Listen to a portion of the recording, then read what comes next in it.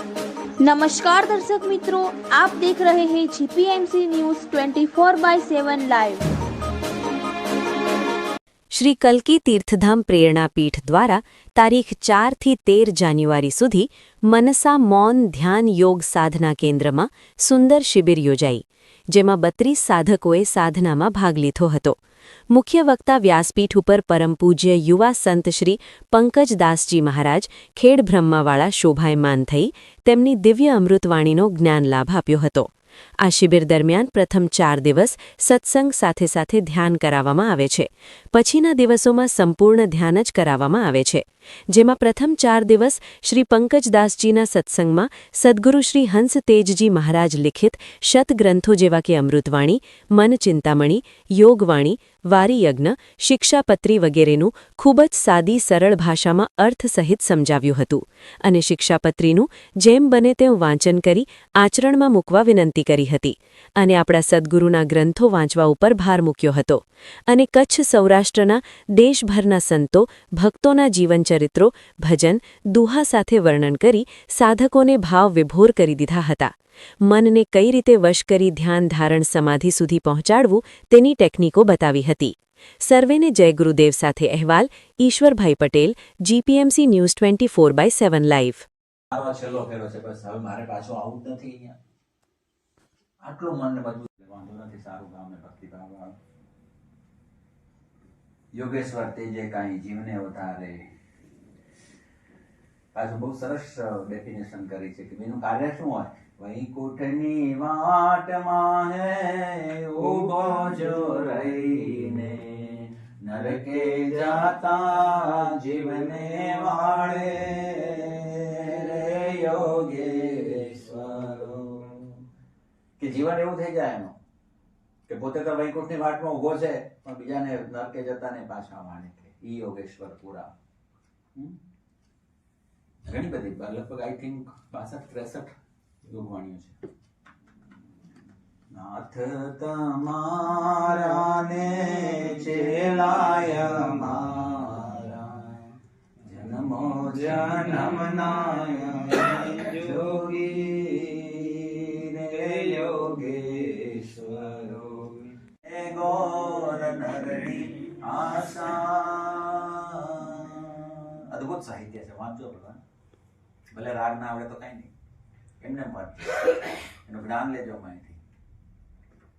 એમાં એમને નિર્દેશ કર્યો છે, પ્રાણ સરજી સ્વામીએ પિંડની પાવ્યાને, પ્રાણ તાણિયા છે કાયા, કાયા મધ્ય બુધ કર્મ જો મેલ્યાને, રક્ષા માહી રે ઓધાર્યા રે યોગેશ્વરો। પણ યોગ યોગેશ્વર કમાવો। બહુ સરસ શાસ્ત્રો છે। યોગેશ્વર તેજે કાંઈ જીવને ઓધારે ને, જન્મ મરણ રાતે લેખે, અગમ જાણે ને નિગમ પીછાણે ને, સુના કાણા। કહેવાનું તો મેં પહેલા દિવસે કીધું હતું કે જ્ઞાનનો દરિયો કર્યો છે। બોલવામાં પૂરું ન થાય, સાંભળવામાં પૂરું ના થાય। ઋષિ મુનિઓ અને વેદોમાં અને ઉપનિષદોમાં લખતા લખતા થાકી ગયા કે નેતિ નેતિ હજી આ પર્યાપ્ત નથી। 18 પુરાણ રચાણા, શાસ્ત્રો વેદ દર્શન રચાણા, 4 વેદ રચાયા, એના ઉપર વેદાંત આયા, ઉપનિષદો આયા, તો હજી પૂરા બ્રહ્મની વ્યાખ્યા લખી શક્યા। નેતિ શબ્દ વાપર્યો છે કે ના એતિ, હજી આ પર્યાપ્ત નથી। અમને આટલી ખબર પડી છે અને અમારી બુદ્ધિ આટલે સુધી પહોંચે છે, એવા બ્રહ્મને પકડવાના છે ને એવા બ્રહ્મના આપણે બધા અંશ જ છીએ અને બ્રહ્મ જ છીએ।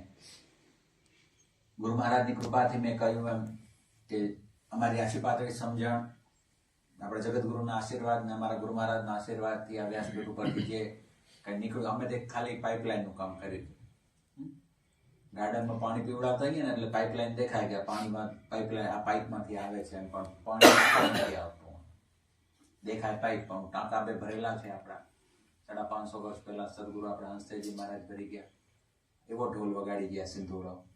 ભગવાન બીજી કઈ સમજણ પડે ન પડે,